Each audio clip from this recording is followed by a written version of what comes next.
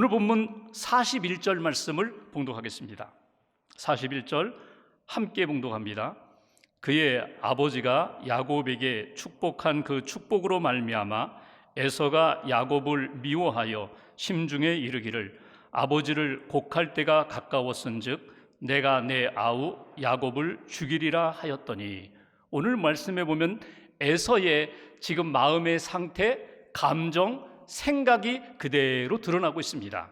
성경을 보시면 오늘 에서가 야곱을 미워했다, 미워하고 있다, 그리고 심중에 이르기를 마음에 생각하고 있습니다. 그 생각이 무엇인가 하면 아버지를 곡할 때가 가까웠은즉, 이제 아버지 얼마 살지 못하고 죽게 되면 내가 내 동생 내 아우를 죽이리라. 지금 에서의 마음의 상태가 어떻습니까? 미움으로 가득 차 있습니다. 속았다는 것입니다. 동생에게 속았다는 것입니다. 저놈이 내 축복을 빼앗아갔다는 것입니다. 그래서 야곱을 미워하고 있습니다. 그 미움이 증오로 발전합니다. 분노로 가득합니다. 그리고 마침내는 죽여버리겠다, 죽여버리겠다. 아버지가 돌아가시면 죽여버리겠다. 조금 더 극적으로 이야기한다면 아버지 빨리 돌아가시면 좋겠다. 그래서 내가 가지고 있는 이 분노, 내가 죽이고자 하는 이 모든 일들이 빨리 이루어졌으면 좋겠다. 이것이 지금 에서의 마음의 상태와 감정입니다. 여기서 우리에게 주시는 첫 번째 메시지가 있습니다. 미움과 분노의 늪에 빠져 있는 에서, 위기 가운데 있는 에서를 바라보면서 하나님이 저와 여러분들에게 주시는 말씀이 무엇일까? 교훈이 무엇일까? 첫 번째로 믿음으로 생각하라는 것입니다. 성경에 보면은 제일 최초로 나오는 최초의 살인자가 있습니다. 가인입니다. 동생 아벨과 함께 하나님 앞에 예배를 드렸습니다. 제사를 드렸는데 하나님께서 자기의 제사는 받지 않으시고 동생의 제사만 받으셨습니다. 아벨의 제사는 왜 받으시고 나의 제사, 가인의 제사는 왜 하나님이 받지 않으셨을까? 자기를 돌아보고 믿음을 점검하고 하나님 앞에서 회개해야 할 시간에 그 가인의 분노가, 미움이, 질투가 무엇으로 바뀝니까? 결국은 처리하지 못하니까 동생을 들에 가서 죽이는 것으로, 살인으로 나타나는 것을 보게 됩니다. 그리고 하나님 앞에 심판을 받는 모습, 그것이 가인의 모습입니다. 에서의 모습 다를 바가 없다는 것입니다. 미움이 분노로, 증오로, 살인으로 나타나는 모습. 여러분은 어떻습니까? 여러분 지금 사람들과의 관계 속에서, 가까운 사람 또는 자주 만나는 사람들과의 관계 속에서 혹시 미움이 자리 잡고 있지는 않습니까? 분노로 자라고 있지는 않습니까? 그것이 나도 모르게 한으로 쌓이고 언젠가 저 사람 없어졌으면 좋겠다, 저 사람 죽었으면 좋겠다, 혹이라도 그런 생각이 여러분들의 마음 가운데 찾아오고 있습니까? 빨리 정리하셔야 합니다. 그렇지 못하면 내 마음속에 있는 이 미움과 분노가 하나님이 원치 않는 그런 길로 내 삶이 그렇게 쓸려버릴 수 있다는 사실을 우리는 놓치지 말아야 합니다. 그렇다면 어떻게 이 미움과 분노의 감정을 해결할 수 있을까? 이 미움의 감정, 분노의 감정을 잘 처리한 사람이 있어요. 구약의 다윗이라는 사람입니다. 다윗이 많은 사람들로부터 사랑도 받았지만 자기를 미워하는 사람들도 있었어요. 죽이려고 하는 사람들도 있었어요. 그때 이 미움의 감정을 가지고 다윗은 하나님 앞에 나아갔습니다. 시편 62편 8절에 보면 다윗은 이렇게 고백합니다. 백성들아 시시로 그를 의지하고 그 앞에 마음을 토하라. 하나님은 우리의 피난처시로다. 백성들아, 미움이 찾아올 때, 분노가 쌓일 때, 원한이 쌓일 때, 나도 모르게 안 좋은 생각들이 내 마음을 지배할 때 어떻게 하라고요? 그 마음, 감정을 가지고, 미움을 가지고 하나님 앞에 나아가서 하나님 앞에 다 토해놓으라는 거예요. 다 토해버리라는 거예요. 하나님 억울합니다. 하나님 힘듭니다. 나도 모르게 내 감정을 조절하기가 어렵습니다. 하나님 도와주세요. 하나님 붙들어 주세요. 하나님 앞에 토하면 피난처 되시는 하나님이 내 마음을 받아주시고 나를 위로하시고 내 마음에 새 영, 새 마음으로 부어주시리라. 내가 만들지 못하는 감정을 하나님이 만들어 주시리라. 이것이 바로 다윗의 신앙 고백입니다. 여러분, 우리의 힘으로는 이 미움을 해결하기가 어려워요. 분노를 조절하기가 어려워요. 그래서 우리가 끊임없이 하나님 앞에 엎드려서 하나님의 도우심을 구하고 하나님의 은혜를 구하는 것입니다. 하나님, 말씀과 성령으로 다스려 주세요. 만져주세요. 내 마음속에 있는 어두운 영들을 다 물리쳐 주시고 생명의 영으로, 은혜의 영으로 다시금 채워달라고. 코리텐 붐이라는 여성을 여러분 아실 것입니다. 유대인이라는 이유 때문에 부모님이 돌아가셨어요. 그리고 나치에 의해서 자기와 언니가 수용소에 갇혔어요. 그 간수가 얼마나 자기를 괴롭히는지 결국 언니는 그 수용소에서 살아나오지 못하고 언니는 죽었습니다. 자기는 겨우 살아나와서 전쟁이 끝난 다음에 화해와 용서의 복음을 전하면서 다녔습니다. 어느 날 독일의 한 교회에서 이렇게 간증을 했는데 끝나고 문 앞에 서서 찾아온 분들 이렇게 인사하는 시간에 한 남자가 자기에게 가까이 오는 거예요. 그 남자를 보는 순간 몸이 굳어져 버렸어요. 그 남자는 언니와 자기를 그렇게 괴롭혔던 그 간수, 그 사람이 자기에게 찾아오는 거예요. 그리고 찾아와서는 손을 내밀면서 당신이 그렇게 간증한 것처럼 나를 용서할 수 있습니까? 용서해야 한다고, 화해해야 한다고 그렇게 당신이 말했는데 나를 용서할 수 있습니까? 그 이야기를 듣자 그동안 잊혀졌던 감정들, 그것이 다시금 일어나는 거예요. 피가 막 솟구쳐 오르는 거예요. 그러면서 그 순간 자기가 무슨 말을 해야 될지 몰라서 하나님 앞에 기도합니다. 하나님, 정말 용서해야 됩니까? 품어야 됩니까? 그때 하나님이 이 여성 마음 가운데 말씀을 주셨어요. 나는 그를 위하여 십자가를 졌다. 나는 그를 용서했다. 나는 그를 품었다. 그 말씀을 받으면서 말씀을 의지하여 그 남자를 끌어안아 주었습니다. 그리고 용서합니다. 당신을 용서합니다. 주님의 사랑으로 용서합니다. 그러자 자기 마음 가운데 평안이 찾아오고 기쁨이 찾아오고 감사가 찾아왔다는 것입니다. 여러분 마음 가운데 사람들로 인한 미움과 분노와 그리고 한이 쌓여 있다면 오늘 다윗이 그러했던 것처럼 하나님 앞에 나아가 다 토해 놓으십시오. 사람들에게 대응하지 마십시오. 악을 악으로 대응하지 마십시오. 하나님이 주시는 마음을 따라 기도하면서 선으로 응답할 수 있는 믿음의 사람, 하나님 앞에서 믿음으로 생각하라는 거예요. 감정에 끌려가지 말고, 악한 영에 끌려가지 말고 하나님이 주시는 마음과 말씀으로 무장하면서 이 감정의 위기, 감정의 파도를 극복할 수 있는 저와 여러분들 되시기를 주님의 이름으로 기원합니다. 두 번째로 42절 말씀 보십시오. 42절 제가 봉독하겠습니다.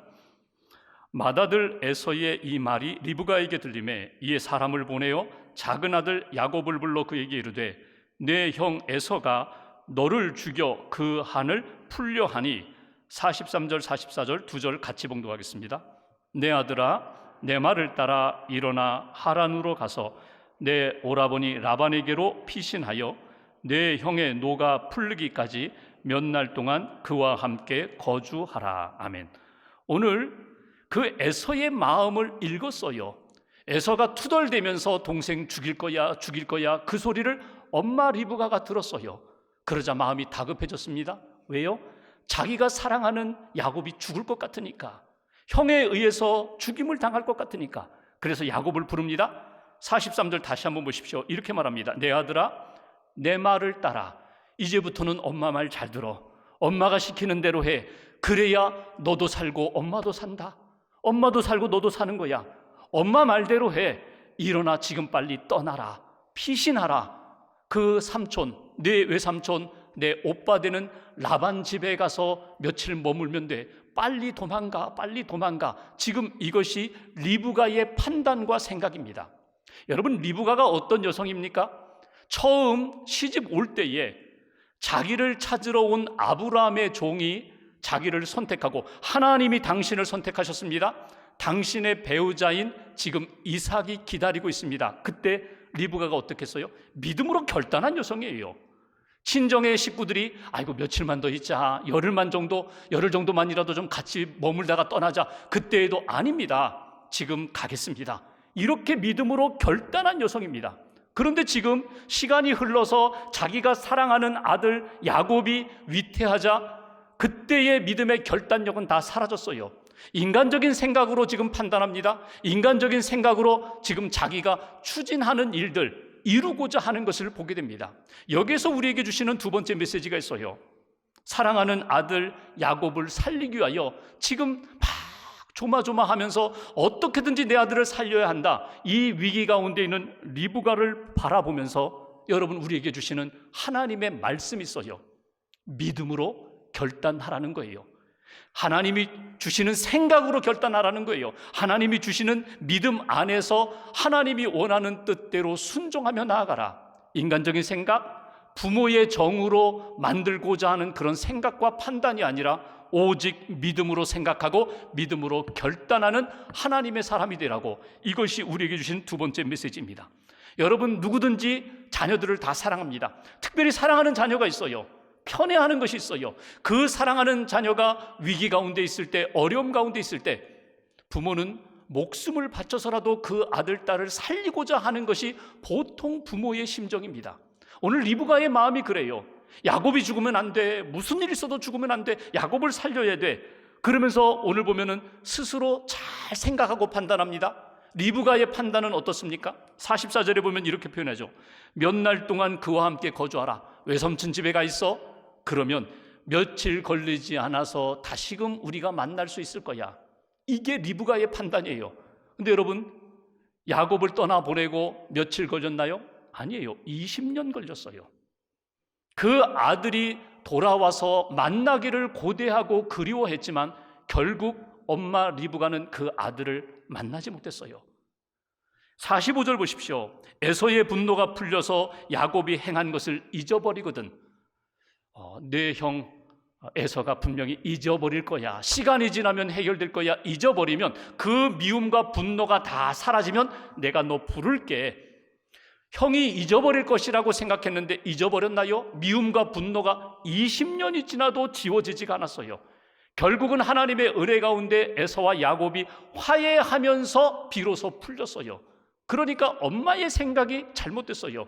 엄마의 판단이 잘못됐어요. 하나님이 원하시는 뜻 붙잡고 하나님의 마음으로 결단하고 결정하고 나아가야 되는데, 지극히 인간적인 생각으로 생각하고 판단하고 나아가고자 했던 리브가의 그 모습, 처음 친정을 떠날 때의 믿음의 결단력은 사라지고 오직 인간적인 생각으로 인간적인 판단에 의해서 끌어가고자 하는 이 리브가 엄마의 모습.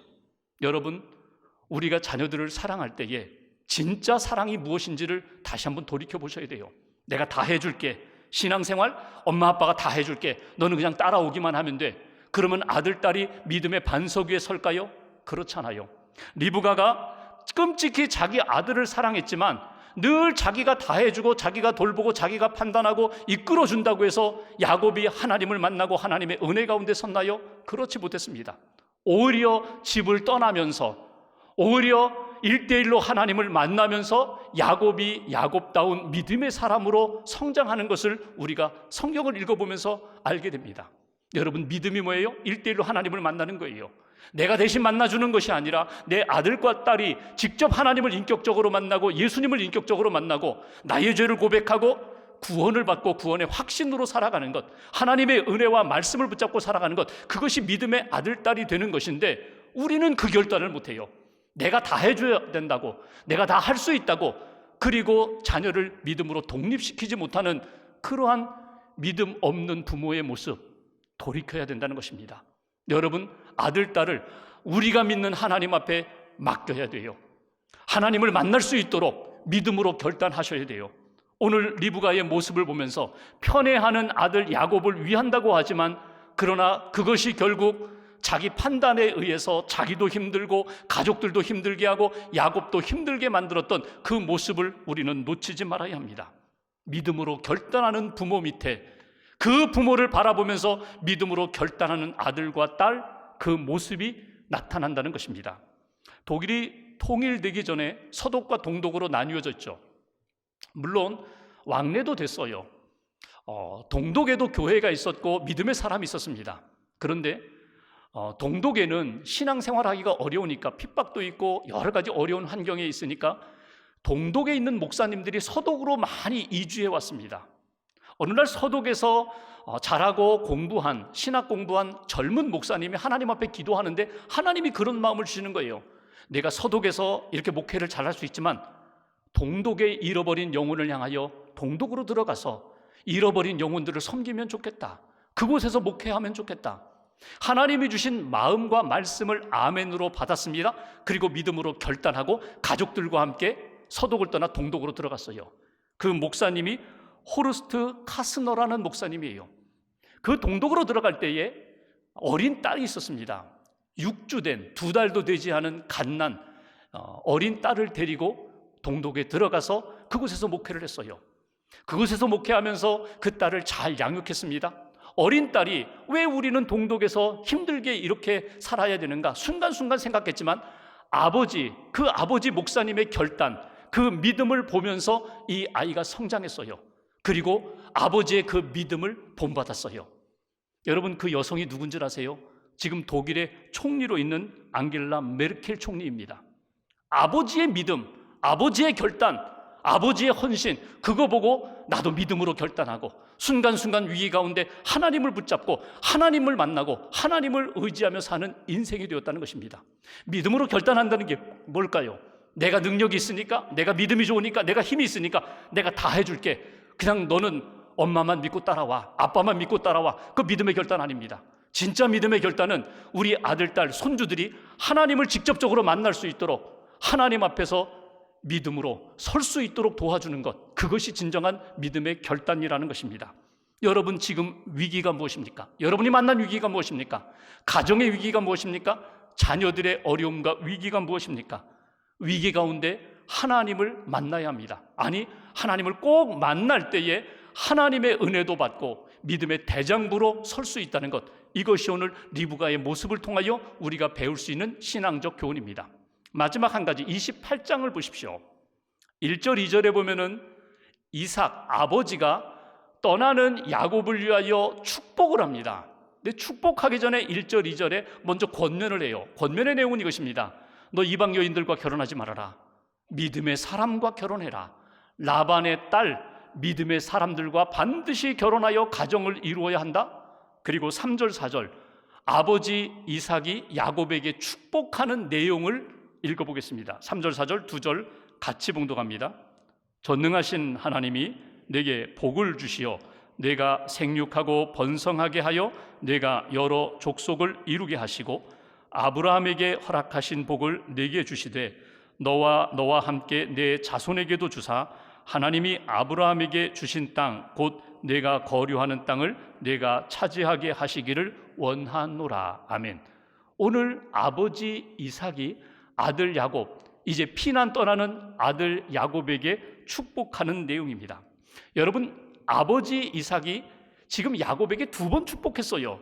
27장에 한 번 축복하고 지금 떠나는 야곱에게 2번째 축복합니다. 27장에 첫 번째 축복할 때에는요, 야곱이라고 생각하지 못했어요. 내가 사랑하는, 내가 좋아하는 남자다운 에서라고 생각하고 축복했습니다.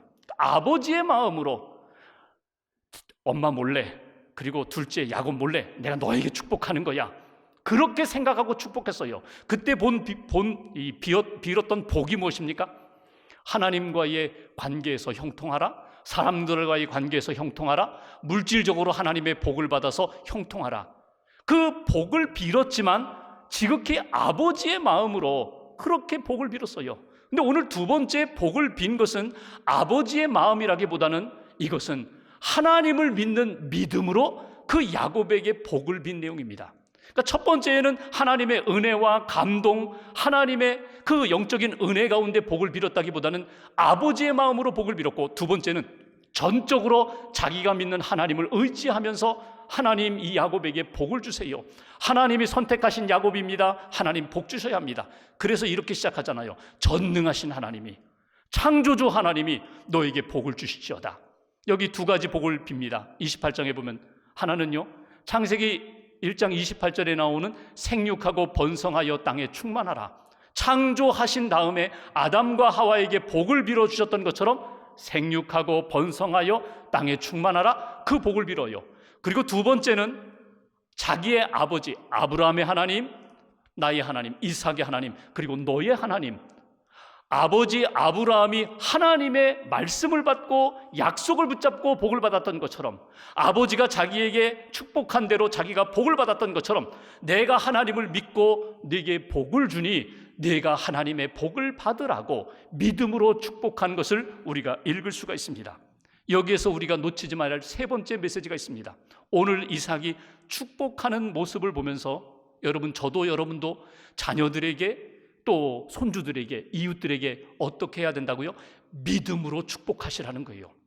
내가 복을 주는 것이 아닙니다. 하나님이 복을 주십니다. 하나님이 복을 주시도록 믿음으로 축복하라. 여러분, 만약 이삭이 이렇게 생각했다면 어떨까요? 야, 내가 너에게 축복할 자격이 없다. 나는 육신적으로도 눈도 어둡고 영적으로도 어두워서 내가 실수도 했잖아, 실패도 했잖아. 내가 이렇게 부끄러운 모습으로 내가 어떻게 너에게 축복할 수 있겠니? 여러분, 이러지 않았어요. 이삭은 오직 믿음으로, 나는 부족하고 실패하고 연약하지만 하나님, 전능하신 하나님이 너에게 복을 주실 거야. 오직 믿음으로. 이삭이 야곱을 바라보면서 너희는 매일 속이기만 하고 거짓말만 하고 너는 복받을 자격 없어 이놈아. 그렇게 하지 않았어요. 인간적으로 볼 때에는 부족한 아들이지만 하나님이 복을 주시면 그의 인생이 달라지고 새로워진다는, 복받는 인생이 된다는 것을 믿었기 때문에 그 야곱을 향하여 축복한 것입니다. 여러분, 이 이삭의 믿음과 마음을 여러분 품으셔야 합니다. 나는 부족하지만 전능하신 하나님이, 내 자녀는 아직도 연약하지만 전능하신 하나님이 붙들어 주시면 그의 인생은 달라지리라. 하나님이 기뻐하시는 인생이 되리라. 이렇게 축복하는 믿음의 부모가 되어야 한다는 것입니다. 여러분, 우리가 사도신경에서 나는 전능하신 아버지 하나님, 천지의 창조주를 믿습니다. 전능하신 하나님을 믿는다고 우리는 날마다 고백합니다. 그 하나님이 우리가 회복되기를 원하십니다. 우리 가정이 회복되기를 원하십니다. 내가 회복되기를 원하십니다. 부족하고 연약해서 실수하고 넘어지고 또 범죄하는 그런 연약한 질그릇과 같은 인생이지만 다시금 우리에게 말씀을 주시고 성령을 통하여 회복해 주십니다. 그리고 하나님을 믿고 믿음으로 축복하라고 우리에게 권면해 주십니다. 1858년 미국 뉴욕의 한 가정에 남자아이가 태어났어요. 사내아이가 태어났다고 좋아했는데 보니까 너무너무 연약한 아들입니다. 다리가 너무 가늘어요. 제대로 걷지를 못합니다. 시력이 나빠요. 천식이 있어서 생일 케이크 꽂혀있는 촛불 후 하고 제대로 불지 못하는 아주 연약한 장애를 안고 태어난 아들입니다. 그런데 그 아들 아버지가 믿음이 있어요. 그래서 이 아들을 향하여 늘 이렇게 얘기합니다. 사랑하는 아들아, 내가 비록 연약하고 장애가 있지만 괴로워하지 말아라. 힘들어하지 말아라. 내가 전능하신 하나님을 믿고 전능하신 하나님을 힘있게 의지하면 전능하신 하나님이 너를 붙들어 주시리라. 내가 너 다 붙들어주고 도와주지 못하지만 내가 하나님을 믿고 내가 하나님을 의지하면 그 하나님이, 전능하신 하나님이 너를 붙들어 주시리라. 매일매일 그 이야기, 그 축복을 들으면서 이 아이가 성장했습니다. 성장하면서 운동도 했어요. 장애도 있지만 아주 믿음으로 대장부가 되어서 적극적으로 살아갑니다. 23살에 뉴욕 주의원에 당선됩니다. 그리고 43살에 대통령이 됩니다. 그 사람이 루즈벨트 대통령입니다. 아버지의 축복을 매일 들었던 그 아들, 아버지의 축복을 들으면서, 아버지의 축복을 믿음으로 받으면서 나는 하나님을 믿습니다. 하나님을 의지합니다. 하나님이 나를 도와주실 것을 믿습니다. 그 믿음으로 대장부가 되었다는 거예요. 여러분, 자녀들에게 언제 축복하셨어요? 지난번 절기 때? 명절에? 아닙니다. 매일매일 하셔야 돼요. 아내에게, 남편에게, 부모님에게, 이웃에게 매일매일 축복하셔야 돼요. 내가 하나님을 믿고 그 믿음으로 축복하셔야 돼요. 믿음으로 하나님이 나와 함께 하시고 내게 역사하신 것처럼 간절함으로, 소망으로, 믿음으로 자녀들, 이웃들을 축복할 때에 그 자녀들의 인생이 달라진다는 것입니다. 하나님은 오늘도 우리를 알고 계십니다. 우리를 붙들고 계십니다. 우리가 감정의 파도에 휩쓸려 쓰러지기를 원하지 않으십니다. 믿음으로 일어서기를 원하십니다. 하나님이 기뻐하시는 마음으로 회복되기를 원하십니다. 그 믿음을 붙잡고 전능하신 하나님 의지하면서 오늘과 한 주간 동안 믿음으로 승리하는 하나님이 기뻐하시는 대장부들 되시기를 주님의 이름으로 축원합니다.